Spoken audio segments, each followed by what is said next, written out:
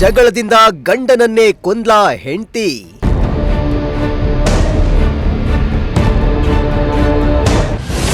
ಕೊಲೆ ಮಾಡಿ heart attack ಕತೆ ಕಟ್ಟಿದ ಪತ್ನಿ.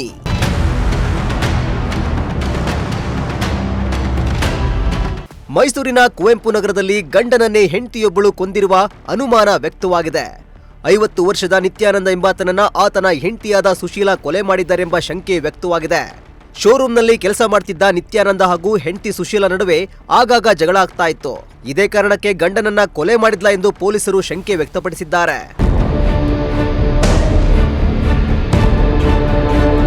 ನಿನ್ನೆ ಮಧ್ಯರಾತ್ರಿ 2 ಗಂಟೆ ಸುಮಾರಿಗೆ ನಿತ್ಯಾನಂದನಿಗೆ ಹಾರ್ಟ್ ಅಟ್ಯಾಕ್ ಆಗಿದೆ ಅಂತ ಸಂಬಂಧಿಕರಿಗೆ ಹೆಂಡತಿ ತಿಳಿಸಿದ್ಲು. ಬೆಳಗ್ಗೆ 6 ಗಂಟೆ ಸುಮಾರಿಗೆ ನಿತ್ಯಾನಂದ ಅವರ ಅಣ್ಣ ಬಂದು ಮೃತದೇಹವನ್ನ ರೂಮ್ನಿಂದ ಹಾಲ್ಗೆ ಶಿಫ್ಟ್ ಮಾಡುವಾಗ ಮೃತದೇಹದ ಮೇಲೆ ರಕ್ತದ ಕಲೆ ಕಂಡು ಬಂದಿದೆ. ಆಗ ಮೃತ ನಿತ್ಯಾನಂದ ಅಣ್ಣನಿಗೆ ಅನುಮಾನ ಬಂದಿದ್ದು ಕೂಡಲೇ ಪೊಲೀಸರಿಗೆ ಮಾಹಿತಿ ನೀಡಿದ್ದಾರೆ. ಹೆಂಡತಿಯೇ ಕೊಲೆ ಮಾಡಿದ್ದಾಳೆಂಬ ಗಂಭೀರ ಆರೋಪ ಕೇಳಿ ಬಂದಿದ್ದು ಸಂಬಂಧಿಕರು ಸ್ನೇಹಿತರು ಆಕ್ರೋಶ ವ್ಯಕ್ತಪಡಿಸಿದ್ರು. ನಿತ್ಯಾನಂದ ಅಂತ ಹೇಳಿ ನಮ್ಮ ಚಿಕ್ಕ ವಯಸ್ಸಿಂದ ನಮ್ಮ ಜೊತೆ ಆಡಿ ಬೆಳೆದಂಥ ಹುಡುಗ. ಈ ಹುಣಸೂರಿನಲ್ಲಿ ಮಹೀಂದ್ರ ಕಂಪ್ನಿನಲ್ಲಿ ಬ್ರಾಂಚ್ ಮ್ಯಾನೇಜರ್ ಕೆಲಸ ಮಾಡ್ತಾರೆ. ತುಂಬ ಒಳ್ಳೆ ಹುಡುಗ. ನಾವೆಲ್ಲ ಸುಮಾರು ಒಂದು 40 ವರ್ಷದಿಂದ ನಾವು ಜೊತೆಲೇ ಬೆಳೆದಂಥವ್ರು. ಇವತ್ತು ಬೆಳಗ್ಗೆ ಒಂದು 6 ಗಂಟೆ ಹೊತ್ತಲ್ಲಿ ಹಾರ್ಟ್ ಅಟ್ಯಾಕ್ ಆಯಿತು ಅಂಥೇಳಿ ವಿಷಯ ಬಂತು. ಆಮೇಲೆಲ್ಲ ಬಂದು ನೋಡಿದ್ಮೇಲೆ ಅವರ ಅಣ್ಣ ನವೀನ್ ಅಂಥೇಳಿ ಅವ್ರು ಬಂದು ಬಾಡಿನ ನೋಡಿದಾಗ ಅವ್ರಿಗೆ ಕುತ್ತಿಗೆನಲ್ಲಿ ಕೆನ್ನೆನಲ್ಲೆಲ್ಲ ಗಾಯ ಆಗಿರೋದು, ರಕ್ತ ಬಂದಿರೋದು ಮತ್ತು ಕುತ್ತಿಗೆನಲ್ಲಿ ಮಾರ್ಕ್ ಇರೋದು ಅವೆಲ್ಲ ಅವ್ರು ಅಬ್ಸರ್ವ್ ಮಾಡಿಬಿಟ್ಟು ಇದು ಯಾಕೋ ಡೌಟ್ ಬರ್ತಿದೆ ನನಗೆ, ಇದು ಹಾರ್ಟ್ ಅಟ್ಯಾಕ್ ಅಲ್ಲ, ಇದು ಏನೋ ಮಾಡಿದ್ಯಮ್ಮ ನೀನು ಅಂಥೇಳಿ ತಕ್ಷಣ ಇಮಿಡಿಯೇಟಾಗಿ ಪೊಲೀಸ್ನವ್ರು ಕಂಪ್ಲೇಂಟ್ ಕೊಟ್ಟರು.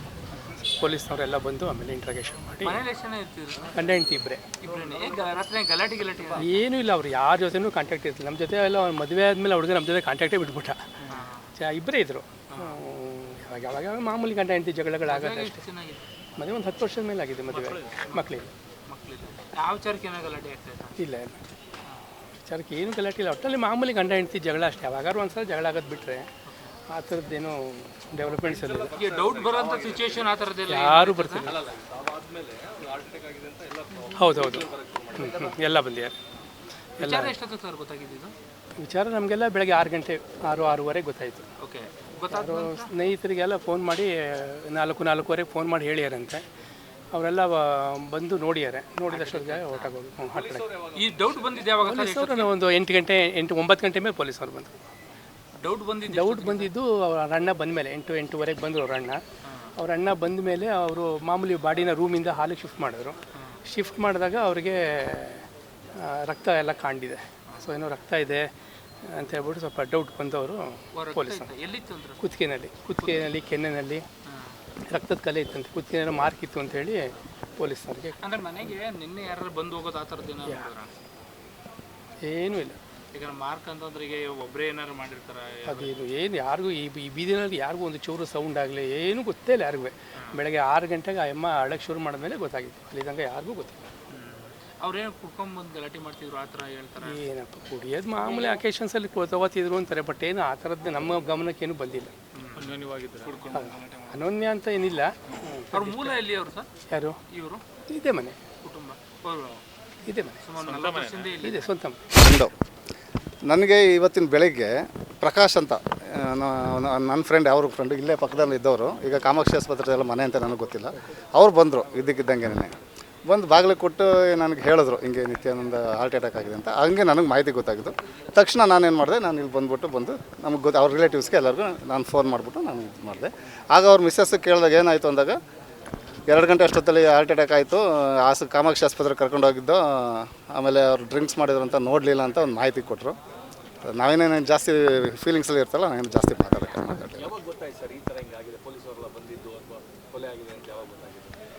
ನಮಗೆ ಅದೇ ಅವರು ಆ ಕಡೆ ರೂಮಿಂದ ಈ ಕಡೆಗೆ ಬಾಡಿ ಶಿಫ್ಟ್ ಮಾಡಿ ಹಾಲ್ಗೆ ಹಾಕುವಾಗ ಅವರ ಬ್ರದರ್ ಟೀಮ್ ಇದು ಫ್ರೆಂಡ್ಸ್ ಇದ್ರಲ್ಲ, ಅವ್ರು ಮಲಗಿಸುವಾಗ ಇಲ್ಲೊಂದು ಸ್ವಲ್ಪ ಏನೋ ಮಾರ್ಕ್ ಆದಂಗೆ ಇತ್ತು. ಆವಾಗ ಡೌಟ್ ಬಂದಿತ್ತು ಅಷ್ಟೇ.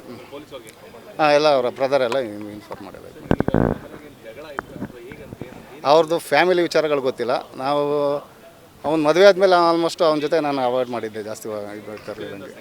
ಚಿಕ್ಕದು ನನಗೆ ಇಲ್ಲಿ ಬಂದಾಗ ನಾನು ಕ್ಲೋಸ್. ತಪ್ಪು ನಾವು ತಪ್ಪು ಅಂತ ಹೇಳ್ತೀವಿ. ಯಾರೇ ಆಗಿದ್ರು ಶಿಕ್ಷೆ ಆಗಬೇಕು. ಆ ಥರ ನಾನು ಹೇಳ್ತೀನಿ. ಹೌದು, ತುಂಬ ಶಾಕಿಂಗ್ ಅನಿಸುತ್ತೆ. ಯಾಕಂದರೆ ನಾವು ಬಂದು ನೋಡಿದ್ದಾಗ ಅವ್ರದ್ದು ಮುಖ ನೋಡಿದಾಗಲೇ ನಮಗೊಂಥರ ಈ ಥರನೂ ಈ ಥರ ಅನಿಸ್ತಾ ಇದೆ. ನಮಗೆ ಗೊತ್ತಾಗಲಿಲ್ಲ. ಈಗ ಎಲ್ಲ ತನಿಖೆ ಆದಮೇಲೆ ಗೊತ್ತಾಗುತ್ತೆ ಏನಂತ.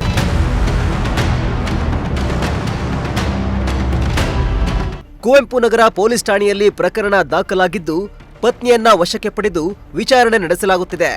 ಗಂಡನ ಸಾವು ಕೊಲೆಯೋ ಹೃದಯಾಘಾತವೋ ಅನ್ನೋದು ತನಿಖೆ ಬಳಿಕ ತಿಳಿದು ಬರಲಿದೆ.